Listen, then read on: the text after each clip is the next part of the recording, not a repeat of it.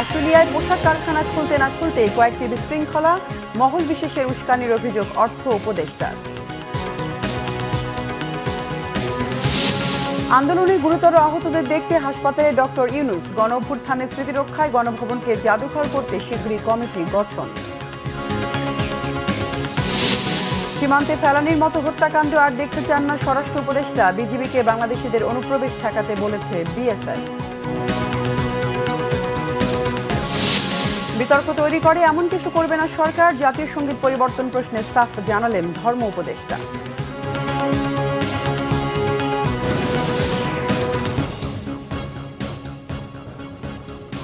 দেখছিলেন crown cement সংবাদ শিরোনাম, এবার বিস্তারিত সংবাদ।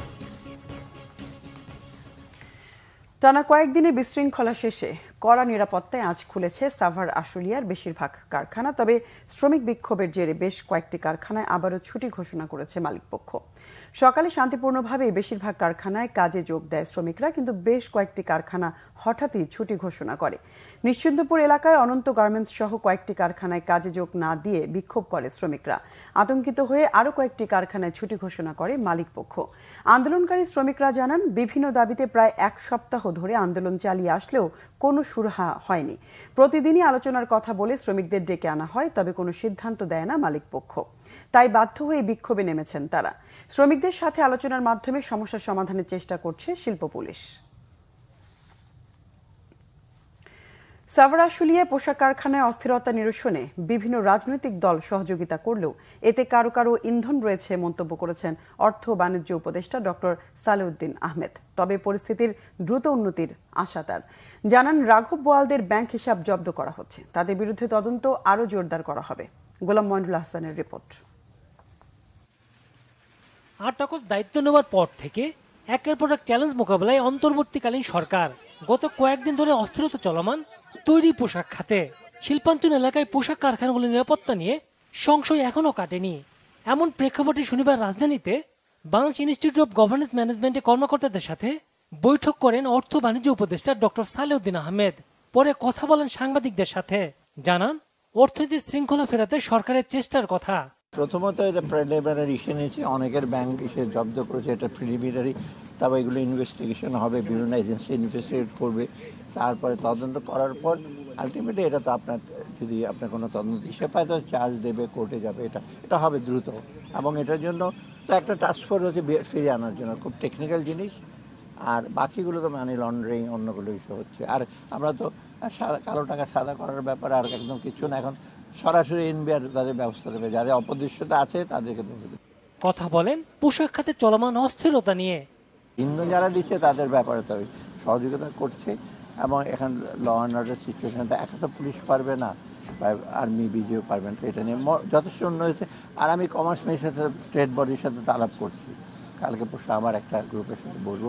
ওদেরকে বলা হয়েছে, সবাই আসছে, বড় বড় যারা সাপ্লাই আছে তারাও আসছে, তাদেরকে যথেষ্ট কি বলবো মেসেজ দেওয়া হয়েছে। আলু পেঁয়াজের মতো নিত্যপণ্যের দাম কমাতে শুল্ক ছাড় দিয়েছে সরকার। একই সাথে কাজ চলছে সিন্ডিকেট ভাঙতে বলেও জানান অর্থ বাণিজ্য উপদেষ্টা। মাঝখানে যে একটা বড় একটা মার্জিন থাকে। গোলাম মইনুল হাসান, বাংলা ভিশন, ঢাকা। পোশাক শিল্প এলাকায় নিয়োজিত শিল্পাঞ্চল পুলিশ ইউনিট বাতিলের দাবি জানিয়েছে মজুরি আন্দোলনে গার্মেন্টস শ্রমিক হতাহতের ঘটনা অনুসন্ধানকারী গণতদন্ত কমিটি। সকালে ঢাকা রিপোর্টার্স ইউনিটিতে সংবাদ সম্মেলন করে এই কমিটি। এ সময় তারা বলেন, সরকার পরিবর্তনের সময় গার্মেন্টস সহ অন্যান্য শিল্প কারখানায় শতাধিক শ্রমিক নিহত হয়েছেন। যারা আহত হয়েছে তাদের এখনও কোনো সুচিকিৎসার ব্যবস্থা করা হয়নি। সরকার বদল হলেও শ্রমিকদের সাথে আচরণে কোনো পরিবর্তন আসেনি বলে মন্তব্য তাদের। মজুরি নিয়ে যাতে শ্রমিকদের আন্দোলনে নামতে না হয় সেটি নিশ্চিতের পাশাপাশি শ্রমিক হত্যার যথাযথ তদন্ত করে দায়ী ব্যক্তিদের দৃষ্টান্তমূলক শাস্তি নিশ্চিত সহ 9 দফা সুপারিশ করে গণতদন্ত কমিটি। প্রধান উপদেষ্টা অধ্যাপক মোহাম্মদ ইউনুস গণঅভ্যুত্থানে মারাত্মক আহতদের দেখতে নিউরোসায়েন্স ইনস্টিটিউট ও হাসপাতাল পরিদর্শন করেছেন। সকালে রাজধানীর আগারগাঁওয়ে নিউরোসায়েন্স ইনস্টিটিউট ও হাসপাতালে তাদের চিকিৎসার খোঁজ খবর নেন তিনি। আন্দোলনের সময় আইনশৃঙ্খলা বাহিনীর গুলিতে আহত ৮ ছাত্রসহ ১১ জন এই হাসপাতালে চিকিৎসাধীন আছেন। এর মধ্যে মাথায় গুলি লাগা ৪ জন ছাত্র রয়েছে হাসপাতালের আইসিইউতে।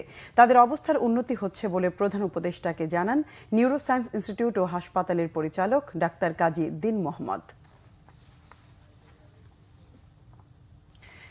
গণভবনকে গণঅভ্যুত্থানের স্মৃতি জাদুঘর বানানোর কাজ শীঘ্রই শুরু হবে। এ নিয়ে শীঘ্রই একটি কমিটি গঠন হবে জানিয়েছেন অন্তর্বর্তীকালীন সরকারের উপদেষ্টা মোহাম্মদ নাহিদ ইসলাম। এ কমিটিতে রাখা হবে জাদুঘর ও স্থাপত্য বিশেষজ্ঞদের। এমন অভ্যুত্থানের স্মৃতি জাদুঘর তৈরিতে বিদেশি অভিজ্ঞদের পরামর্শ নেওয়া হবে। রিপোর্ট মুহিবুল্লাহ মুহিবের। শনিবার সকালে গণভবন পরিদর্শন করেন অন্তর্বর্তী সরকারের ৩ উপদেষ্টা নাহিদ ইসলাম, আসিফ মাহমুদ এবং আদিলুর রহমান। পরিদর্শন শেষে উপদেষ্টা নাহিদ ইসলাম জানান, ক্যাবিনেটের সিদ্ধান্ত হয়েছে গণভবন নামে প্রধানমন্ত্রীর বাসভবনটিকে করা হবে জুলাই অভ্যুত্থানের স্মৃতি জাদুঘর। ৩৬ জুলাই বা ৫ আগস্ট জনগণ এটি জয় করেছে বলে মন্তব্য করেন তিনি। অনেক রক্ত আর আত্মত্যাগের ৫ আগস্টকে জনগণের জন্য মুক্ত করে দেয়া এবং জনগণের বিজয়কে ধারণ করে রাখাই এর উদ্দেশ্য। ৩৬ জুলাই অথবা ৫ই আগস্ট জনগণ এইটি জয় করেছে এবং অনেক রক্তের এবং আত্মত্যাগের ভিতর দিয়ে আমরা কিন্তু এই 5ই আগস্টের মুহূর্তটি পেয়েছি। ফলে সেটি জনগণের জন্য উন্মুক্ত করে দেওয়া এবং জনগণের বিজয়কে ধারণ করে রাখার উদ্দেশ্যেই এই গণভবনকে জাদুঘরে পরিণত করা হবে। যুব ক্রীড়া মন্ত্রণালয় এবং শ্রম ও কর্মসংস্থান মন্ত্রণালয়ের উপদেষ্টা আসিফ মাহমুদ গণভবন ঘিরে পরিকল্পনার কথা জানান। গণভবনকে একটি জাদুঘরে রূপান্তরিত করে জনগণের জন্য উন্মুক্ত করে দেওয়া হবে। আজকে আমরা সেই উদ্দেশ্যেই প্রাথমিক ভিজিট করতে এসেছি এবং একটা কমিটি করার মাধ্যমে স্থাপত্য শিল্পী এবং আর্কিটেক্টদেরকে নিয়ে যারা জাদুঘর বিশেষজ্ঞ আছেন তাদেরকে নিয়ে একটি কমিটি করে দেওয়ার মাধ্যমে এটার কার্যক্রম শুরু হবে।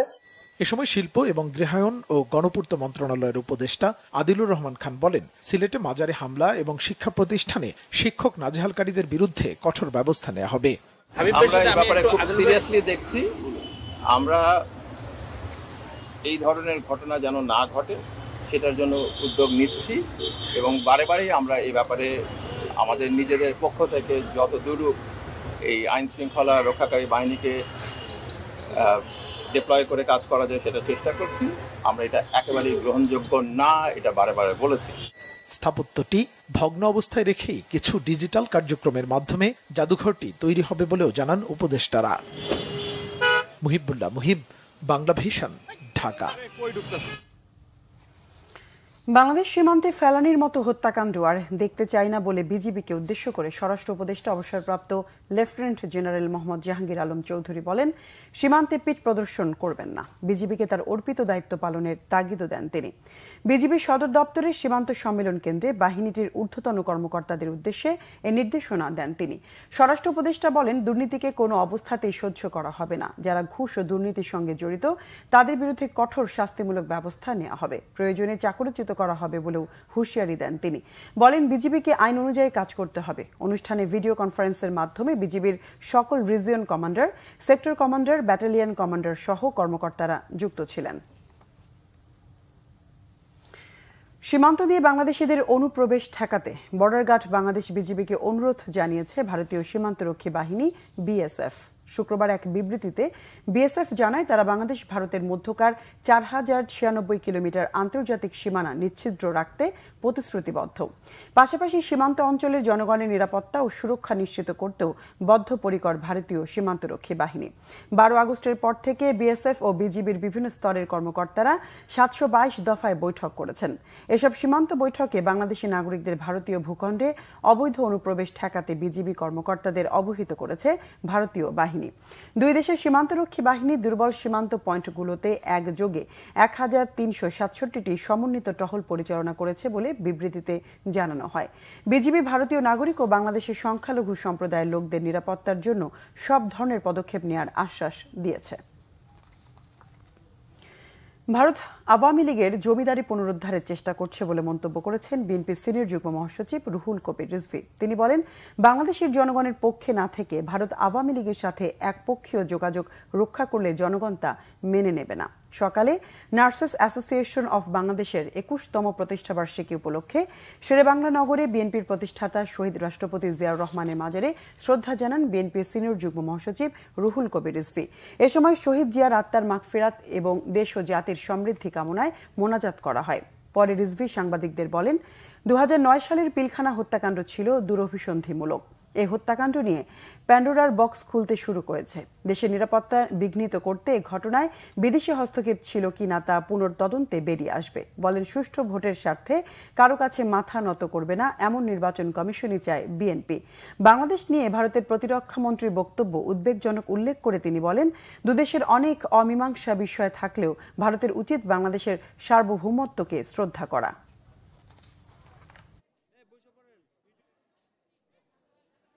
যে বঙ্গবন্ধুর কন্যা পালায় না, কত ইনিয়ে বিনিয়ে তিনি বলেছেন ওবায়দুল কাদের সাহেব। কোথায় আজকে শেখ মুজিবের কন্যা? শেখ হাসিনা যখন পালিয়ে গেলেন এবারে বধূবরণের মতো বরণ করলেন ভারতীয় শাসক গোষ্ঠী। আপনারা কি নববধূকে সান্ত্বনা দেওয়ার জন্য, তার যে জমিদারি পুনরুদ্ধারের জন্য কোনো কাজ করছেন? তাহলে প্রতিরক্ষা মন্ত্রী এভাবে কথা বলছেন কেন? শেখ হাসিনা আজকে বাংলাদেশে নেই। এই কষ্ট, এই দুঃখ ভারতের নীতি নির্ধারকরা কি ভুলতে পারছেন না? আপনারা যদি ওয়ান ওয়ে ট্রাফিক হয়ে কোনো একটি বিশেষ ব্যক্তি এবং দলের প্রতি আপনাদের যদি যোগাযোগ থাকে বা যোগাযোগ রক্ষা করেন, তাহলে বাংলাদেশের মানুষ সেটিকে ভালোভাবে মেনে নেবে না। ধর্ম উপদেষ্টা ডক্টর আফম খালিদ হোসেন বলেছেন, বিতর্কের সৃষ্টি করে এমন কোনো সিদ্ধান্ত নেবে না অন্তর্বর্তীকালীন সরকার। সম্প্রতি জাতীয় সঙ্গীত পরিবর্তনের আলোচনা প্রসঙ্গে শনিবার রাজশাহীতে তিনি কথা বলেন। ৩ দিনের সরকারি সফরে তিনি মাদ্রাসা ও মন্দির পরিদর্শন সহ স্থানীয় ধর্মীয় নেতৃবৃন্দের সাথে মতবিনিময় করবেন। ধর্ম বিষয়ক উপদেষ্টা বলেন, মসজিদ, মন্দির এবং মাজারে হামলা গর্হিত কাজ। ধর্মীয় উপাসনালয়ে যারা হামলা চালায় তারা মানবতার শত্রু। রাজনৈতিক উদ্দেশ্য হাসিলের জন্য দেশে বিক্ষিপ্তভাবে সংখ্যালঘু সম্প্রদায় সহ ধর্মীয় উপাসনালয়ে হামলা হয়েছে। হামলাকারীদের বিরুদ্ধে প্রচলিত আইনে ব্যবস্থা নেওয়া হবে। বিতর্ক সৃষ্টি হয় এমন কোনো জায়গায় আমরা হাত দেব না। আমরা হলাম ইন্টারিম গভর্নমেন্ট, অন্তর্বর্তীকালীন সরকার। আমাদের দায়িত্ব হচ্ছে ল অ্যান্ড অর্ডার সিচুয়েশনকে রেস্টোর করা, পলিটিক্যাল স্টেবিলিটি এনশিওর করা। মাদ্রাসার ছাত্রদেরকে এই পূজার সাথে সম্পৃক্ত করলে তারা মন্দির পাহারা দেবে, কেবল ষষ্ঠী থেকে নয়, এখন থেকে দেবে এবং এই কার্যক্রম শুরু হয়েছে। আমি আশাবাদী সনাতনী ভাইয়েরা অত্যন্ত রিলিজিয়াস ফারবার, ধর্মীয় উদ্দীপনায় তারা দুর্গাপূজা পালন করতে পারবে। শীর্ষ সন্ত্রাসীদের জামিনে মুক্তিকে উদ্বেগজনক বলছেন সাবেক আইজিপি মোহাম্মদ নুরুল হুদা। তাদেরকে নজরদারিতে রাখতে আইনশৃঙ্খলা বাহিনীকে পরামর্শ তার। সিনিয়র আইনজীবী মঞ্জিল মোর্শেদও টপ টেররদের জামিনকে দেখছেন জনস্বার্থের জন্য মারাত্মক হুমকি হিসেবে। প্রয়োজনে রিভিউ করে ব্যবস্থা নেওয়ার তাগিদ দেন তিনি। বিস্তারিত জানাচ্ছেন জিয়া খান।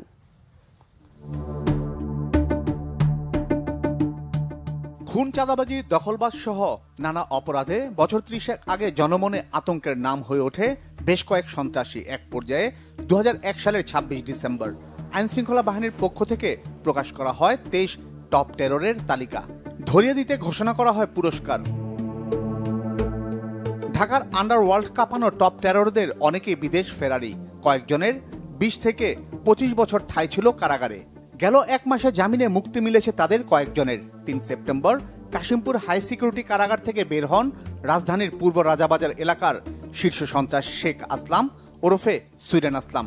তাকে গ্রেফতার করা হয় ১৯৯৭ সালে। তেজগাঁও এলাকার গালিব হত্যাসহ ৯টি হত্যা মামলা রয়েছে তার বিরুদ্ধে। নানা অপরাধে আরও রয়েছে ১৩টি মামলা। ১৪ আগস্ট ঢাকা কেন্দ্রীয় কারাগার থেকে জামিনে মুক্ত হন সানজিদুল ইসলাম ইমন ওরফে কলাবাগান ইমন। ১৯৯৮ সালে চিত্রনায়ক সোহেল চৌধুরীকে হত্যায় তার নাম আসার পরই আন্ডারওয়ার্ল্ডে রাজত্ব শুরু করেন ইমন। তার বিরুদ্ধে রাজধানীর বিভিন্ন থানায় রয়েছে ৩০টির বেশি মামলা। ১৩ আগস্ট কাশিমপুর হাই সিকিউরিটি কারাগার থেকে মুক্ত হন আব্বাস উদ্দিন ওরফে কিলার আব্বাস। রাজধানীর কাফরুল, কচুক্ষেত ও ইব্রাহিমপুর এলাকার আন্ডারওয়ার্ল্ডের এক সময়ের ডন আব্বাসের বিরুদ্ধে 6টি হত্যাসহ 10টি মামলা চলমান। জামিন হয়েছে সবকটিতেই। 12 আগস্ট ঢাকা কেন্দ্রীয় কারাগার থেকে মুক্তি মেলে ফ্রিডম রাসু ও পিচ্চি হেলালের। রাসুর বিরুদ্ধে পুলিশ কর্মকর্তা হত্যাসহ 13টি মামলা রয়েছে। 2001 সালে মোহাম্মদপুর থেকে গ্রেফতার করা হয় পিচ্চি হেলালকে। তার বিরুদ্ধে 4টি হত্যাসহ মামলা রয়েছে 8টি। একই দিন মুক্তি পান টিটন। গেল এক মাসে একের পর এক শীর্ষ সন্ত্রাসীদের কারামুক্তি কিভাবে দেখছেন বিশেষজ্ঞরা? দুটো কাজ, একটা তাদের নজরদারির মধ্যে রাখা, আর একটা তাদের বিরুদ্ধে যে কেসগুলো চলছে সেগুলো সরকারি তরফে এগুলোকে পার্সু করতে হবে এবং চেষ্টা করতে হবে যাতে তাদের সাজা হয়। তবে নিশ্চয়ই এই অনেক শীর্ষ সন্ত্রাসীর বেরিয়ে আসাটা উদ্বেগজনক। যারা শীর্ষ সন্ত্রাসী তারা কি এই স্বাভাবিক জীবনযাত্রা ব্যাহত করবে না? অবশ্যই করবে, কারণ সেই অভিজ্ঞতাই তো আমাদের আছে। এখন এই পরিস্থিতিতে হঠাৎ করে কিভাবে তারা জামিন পেল, এখানে প্রসিকিউশনের কি ব্যর্থতা আছে বা কি ধরনের আন্ডারস্ট্যান্ডিং হলো, এগুলো কিন্তু খুবই অ্যালার্মিং। জননিরাপত্তা হুমকিতে পড়লে রাষ্ট্র যে কোনো সময় যে কোনো সিদ্ধান্ত নেওয়ার ক্ষমতা রাখে, অভিমত তাদের। এটা সরকারের উচ্চ পর্যায় থেকে নিশ্চয়ই এটা দেখা দরকার এবং এটা রিভিউ করা দরকার যেটা কিভাবে হলো। এটা হালকাভাবে না নিয়ে, কারণ আপনার শীর্ষ সন্ত্রাসীরা যদি বের হয়ে আসে এবং তারা যদি আগের মতো কাজগুলো করতে চায় তাহলে সরকারই কিন্তু বিপদে পড়বে। আমাদের যে স্পেশাল পাওয়ারস অ্যাক্ট আছে আইন, তাতে অত্যন্ত বিপজ্জনক ব্যক্তি যাদেরকে বাইরে রাখা যাবে না, কিন্তু কেস এখন হচ্ছে না, তাদেরকে এই ধরনের নিবর্তনমূলক আইনে আটক রাখা যায়। জামিনে মুক্ত শীর্ষ সন্ত্রাসীদের কেউ যেন দেশ ছাড়তে না পারে এবং বিদেশে পলাতকদের দেশে ফিরিয়ে এনে দ্রুত বিচার কার্যকরের তাগিদও দেন তারা। জিয়া খান, বাংলা ভিশন, ঢাকা। আর কতবার পেছানো হবে সাংবাদিক দম্পতি সাগররুনি হত্যা মামলার তদন্ত প্রতিবেদন জমার তারিখ? তা 112 বার জমা দিতে ব্যর্থ হয়েছে র্যাপিড অ্যাকশন ব্যাটালিয়ন র্যাব। অপরাধ বিশেষজ্ঞরা বলছেন, র্যাবের ব্যর্থতায় অন্য কোনো সংস্থার কাছে আলোচিত এই হত্যা মামলার তদন্ত ভার দিতে। সাগররুনির পরিবার বলছে, অন্তর্বর্তীকালীন সরকার চাইলে এই হত্যাকাণ্ডে জড়িতদের খুঁজে বের করতে পারে। আরো জানাচ্ছেন দীপন দেওয়ান।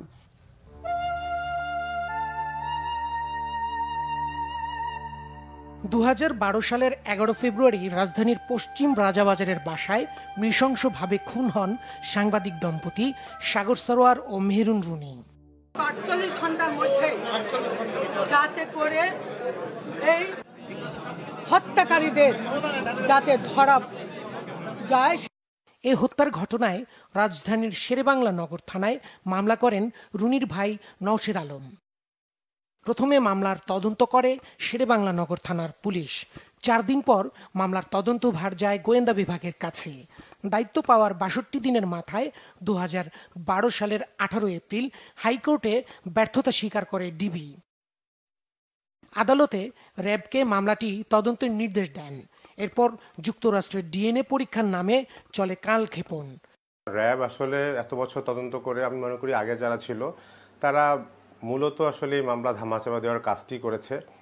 আমরা চাই আসলে যারা এটা আসলে পারবে, যারা প্রকৃত তদন্তের মাধ্যমে খুনিদের বের করে আনতে পারবে, যারা সুষ্ঠু তদন্ত করতে পারবে, সেই ধরনের কোনো একটা যেন তদন্তকারী সংস্থা সেটা তদন্ত করে। এবং সরকার যদি আসলে এই ব্যাপারে আন্তরিক হয় তাহলে তারাই ঠিক করবেন যে কারা প্রকৃত তদন্তের মাধ্যমে, কোন সংস্থা প্রকৃত তদন্তের মাধ্যমে এটার প্রকৃত খুনিদের বের করতে পারবে, সেটা র্যাব হোক বা অন্য কোনো সংস্থা হোক। আমরা আসলে সুষ্ঠু বিচার চাই। সাগররুনি হত্যার ঘটনায় এখন পর্যন্ত 8 জনকে গ্রেফতার করা হয়।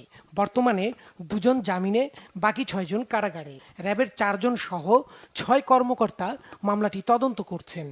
র্যাপিড অ্যাকশন ব্যাটালিয়নের তরফ থেকে যদি কোনো ঘাটতি কিংবা ব্যর্থতা থেকে থাকে, এবং আমরা দেখলাম যে তারা অনেকবার সময় নিয়েছেন এবং তারা সেই কারণটা উদ্ঘাটন করতে পারেন, সেক্ষেত্রে রাষ্ট্রের নীতি নির্ধারণী সংস্থা মন্ত্রণালয় থেকে তারা সিদ্ধান্ত নিয়ে বলতে পারেন যে এটা পিবিআই কিংবা ধরেন যে সিআইডি তারা এটা তদন্ত করুক।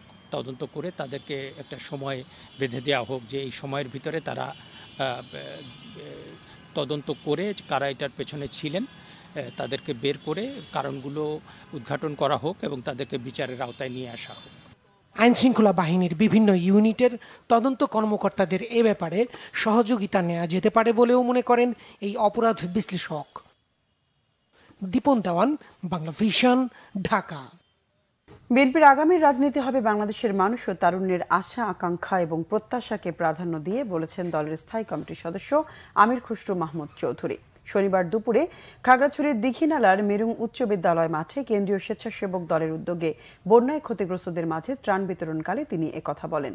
আমির খসরু আরও বলেন, দেশের মানুষের সমস্যাকে চিহ্নিত করে বিএনপি জনগণকে সাথে নিয়ে তা সমাধানে রাজনীতি করেছে, আগামীতেও করবে। বিএনপির রাজনীতির শক্তি জনগণ। পরে জেলা সদরে কেন্দ্রীয় স্বেচ্ছাসেবক দলের উদ্যোগে বন্যায় ক্ষতিগ্রস্তদের মাঝে ত্রাণ বিতরণ শেষে মুক্তমঞ্চে জেলা বিএনপির সম্প্রীতি সমাবেশে যোগ দেন তিনি।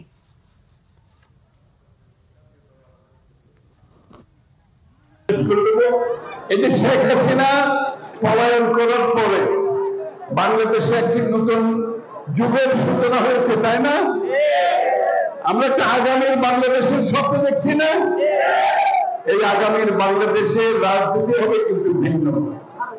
আগামীর বিএনপির বাংলাদেশের রাজনীতি হবে বাংলাদেশের মানুষকে নিয়ে, বাংলাদেশের মানুষের প্রত্যাশা নিয়ে, বাংলাদেশের মানুষের আকাঙ্ক্ষা নিয়ে, বাংলাদেশের মানুষের সমস্যা নিয়ে, বাংলাদেশের মানুষের ভবিষ্যৎ নিয়ে, বাংলাদেশের ভবিষ্যৎ নিয়ে এই নতুন রাজনীতি আমরা করতে যাচ্ছি। অবিভক্ত ঢাকা সিটি কর্পোরেশনের সাবেক মেয়র বীর মুক্তিযোদ্ধা মরহুম সাদেক হোসেন খোকা ফাউন্ডেশনের উদ্যোগে নোয়াখালীর চাটখিলে 500 পরিবারের মাঝে ত্রাণ বিতরণ করা হয়েছে। সাদেক হোসেন খোকার ছেলে বিএনপি নেতা ইঞ্জিনিয়ার ইশরাক হোসেন শনিবার দুপুরে চাটখিল উপজেলার নোয়াখালা ইউনিয়নের সিংবাহুরা গ্রামের রোকেয়া মঞ্জিলে এই ত্রাণ বিতরণ করেন। ইউএস চ্যারিটি ফর বাংলাদেশের চেয়ারম্যান পরাণ চৌধুরীর ব্যবস্থাপনায় ত্রাণ বিতরণী অনুষ্ঠানে বিশিষ্ট সমাজসেবক মুজিবুল হক চৌধুরী সহ বিএনপি, ছাত্রদল ও যুবদল নেতারা উপস্থিত ছিলেন।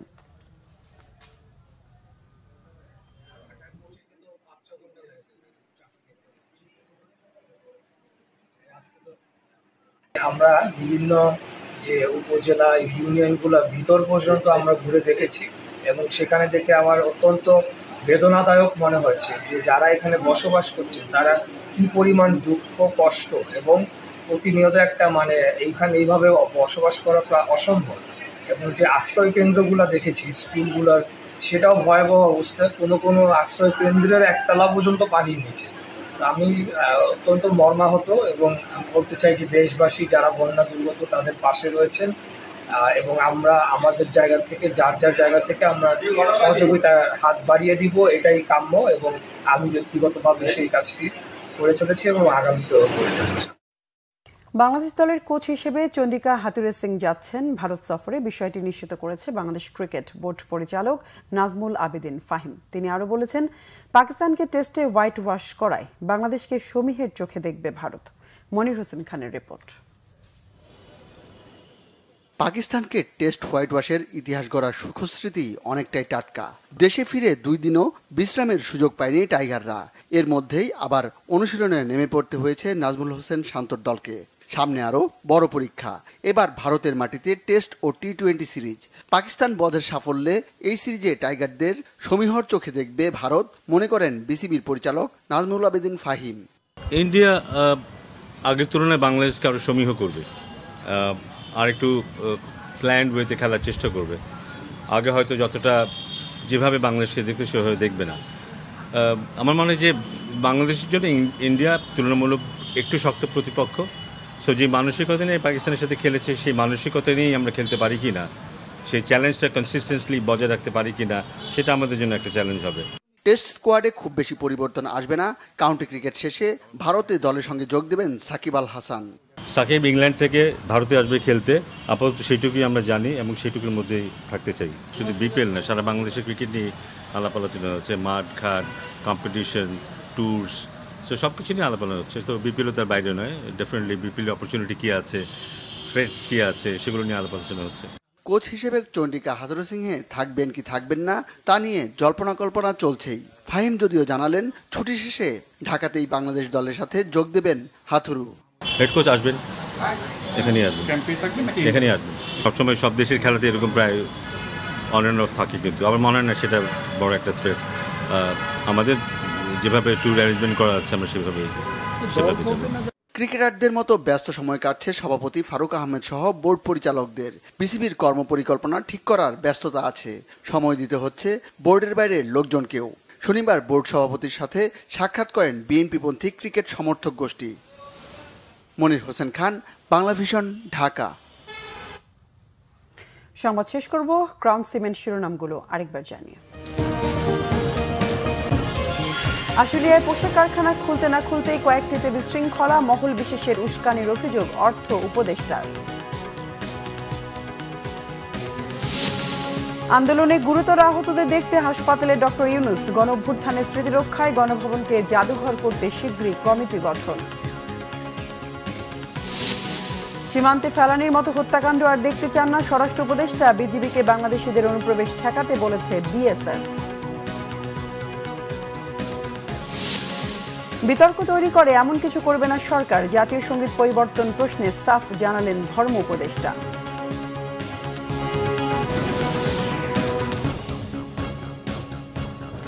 দর্শকে ছিল এখনকার মতো। পরের সংবাদ রাত 10:30। এর আগে 9টায় রয়েছে নিউজ 20। এছাড়া বাংলাভিশন সংবাদ ও সংবাদ সংশ্লিষ্ট অনুষ্ঠান দেখতে ভিজিট করুন www.bvnews24.com ও facebook.com/banglavishnnews এবং সাবস্ক্রাইব করুন youtube.com/banglavishnnews। এতক্ষণ সঙ্গে থাকতে ধন্যবাদ সবাই।